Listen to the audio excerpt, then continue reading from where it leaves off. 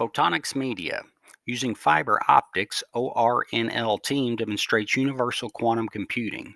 Researchers at Oak Ridge National Laboratory, ORNL, have demonstrated a frequency based approach to quantum computing. The researchers performed two distinct independent operations simultaneously on two qubits encoded on photons of different frequencies. Qubits are the smallest unit of quantum information.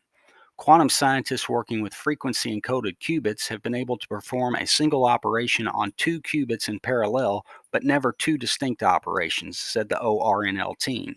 According to the researchers, coherent quantum frequency operations are challenging because it is difficult to mix frequencies arbitrarily and with low noise.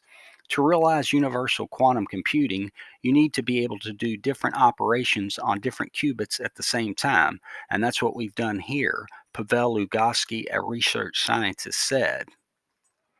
For their experiment, the team used two entangled photons contained in a single strand of fiber optic cable. Because the photons were traveling through the same device, stability and control over the photons were maintained.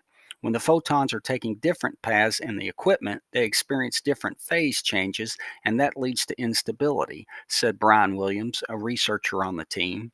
The researchers implemented distinct quantum gates in parallel on two entangled frequency bin qubits in the optical fiber. The team's quantum frequency processor allowed it to manipulate the frequency of photons to bring about superposition, the state that allows quantum computers to perform operations concurrently. Through this quantum operation, the researchers were able to control the spectral overlap between adjacent spectral bins, observe frequency bin interference, and demonstrate 97% interference visibility, i.e., a measure of how alike two photons are. These results indicate the photons' quantum states were virtually identical. By integrating this tunability with frequency parallelization, the researchers were able to synthesize independent gates on entangled qubits.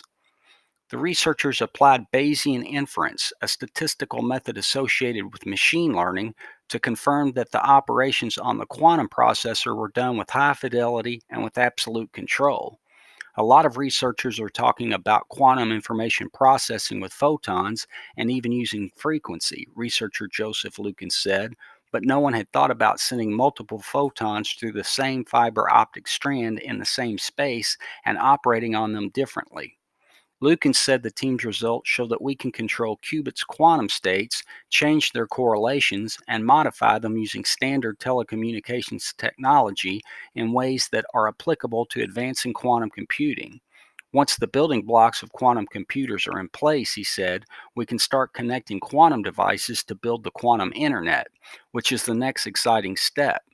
The team believes that leveraging the existing fiber optic network infrastructure, which costs billions of dollars, is practical.